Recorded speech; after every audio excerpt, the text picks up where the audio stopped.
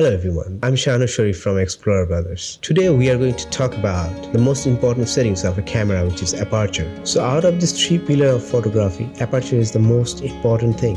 Aperture can be defined as opening of your lens. Light passes through this to reach your sensor. It's an easy concept, like your eyes.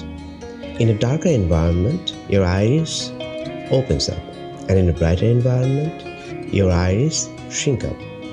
Is because it controls the amount of light to get inside your retina. So this is almost like the same thing in an aperture happen. It controls the amount of light to reach to your sensor. So the lens contains blades and it blocks the light except through the center. So the number of blades varies from lenses to lenses. Some lenses contain 9 blades, some lenses contain 7 blades. It gives you sharp photo from the nearby foreground to distant horizon, and landscape photographer use this effect a lot. The aperture you choose also it contains that your photography will be brighter or darker. Aperture changes in size. It controls the overall amount of light that reaches to your sensor. It controls the brightness of your image. A wide open aperture passes a lot of light to your sensor, resulting in a brighter photograph. And a small aperture shrinks down light to get into your sensor, resulting in a darker photo. So I'm going to show you some example that how aperture works. In the first image, as you can see, the aperture is wide open. It's 1.4, and you can barely see the foreground, the subject, and the background is too much bright because it takes a lot of light. In the second image, as you can see, the aperture value is medium. It's 4. You can easily see the foreground, the subject, and the background. Even you can easily read the text in the subject. In the third image, the aperture value is very small. It's like f8 or f11. The image is darker because you're not allowing your camera to get much light in your sensor. That's why this image is darker. But you can see the gradient horizon in the background, and this is how photographers control the light to manipulate their photography. Now the aperture has effects on depth of field as well. Most of the people buy DSLR or mirrorless camera because to have a great depth of field or blur effect in the background. So it's add an extra dimension to your photos by controlling depth of field. Aperture gives you a blur background with a beautiful shallow focus effect. This is widely used in portrait photography like wedding photography or birthday photography. Some images have a thin depth of field. Some images have large depth of field, but the foreground and background are sharp. Have a close look at the image on the screen. You can see that the subject in the focus and appear sharp while the background is completely out of focus. The large aperture is used in order to create a shallow focus effect. The effect will help bring the attention of the viewer to the subject. And this is the landscape photography of a great photographer. This image is captured using a small aperture, resulting in a small amount of background blur. This is ideal for type of photography such as landscape and architecture. In this photo, the foreground and background were as sharp as possible from the front to back. And another example, this image shows the difference between using a large versus a small aperture and what it does to your depth of field. Now the large aperture and the smaller aperture thing, and it confuses a lot of photographers a lot, especially novice photographer when they are started their career in photography. Small f value represents large aperture. For example, f1.4, f1.8 or 2. It's a wide open aperture ring that creates a big circle in your lens that your camera get more light in the sensor.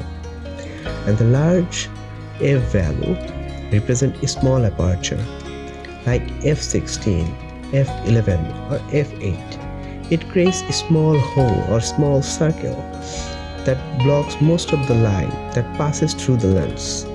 This causes confusion among photographers because it's completely the reverse of what you would expect at first. For a reasonable and simple explanation, we can say the aperture is a unit of measurement of light. Now let's talk about how the settings appear in your camera. So we are going to show you some camera like Canon, Sony or Fuji so that you can easily control your aperture in your camera. On your LED screen or viewfinder, your aperture will usually look something like f1.4, f1.8 or f2 or f3.8 or f8. So you have to look for a value. Some cameras offer dialer. Some camera have back screens so that you can check for a value. Some camera omit the slash or write f-stop like f1.4, f1.8, f2, f3.5, f8 and so on. For example, the Canon camera on the screen is set to an aperture of f1.8.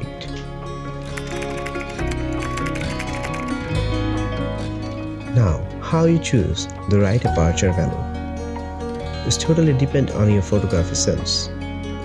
Now, most of the photographers consider the focus things as a subject, and the out of focus things considered as object or background or foreground.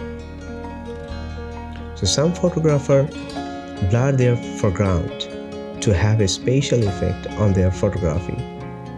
Especially it's very much visible on landscape photography. Most of the landscape photographers blur their foreground so that it can give you an extra effect or artistic effect in your photography. So you have to pick the right aperture, that how much sharp you want to do on your foreground. So in background it's all the same. So you have to set aperture value so that you can control the depth of field in your photography.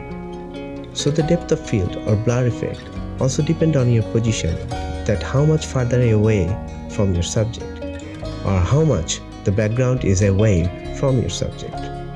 It's also depend on light as well, how your background color is matches with the subject as well. So you have to think about a lot of things, the distance from the subject, the color of your background. Now I'm going to answer some of your questions that you should ask yourself as well before selecting the right aperture. Number 1. How much depth of field you want. The closer you are to the subject, the shallower your depth of field. The farther you are from the subject, the deeper the depth of field. The blurred background will be more deeper in your photography.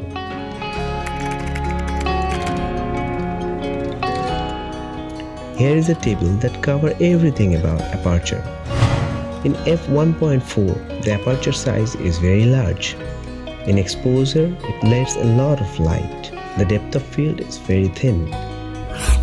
In f2.0, the aperture size is large, and in exposure, it let half as much light as f1.4, and the depth of field is thin.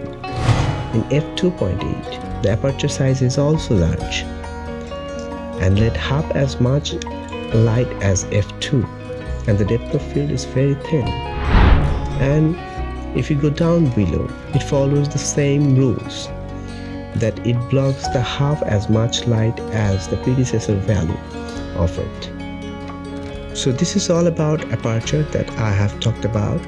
I think it will reflect in your photography, and hope you enjoy this video and subscribe to our channel. Thank you.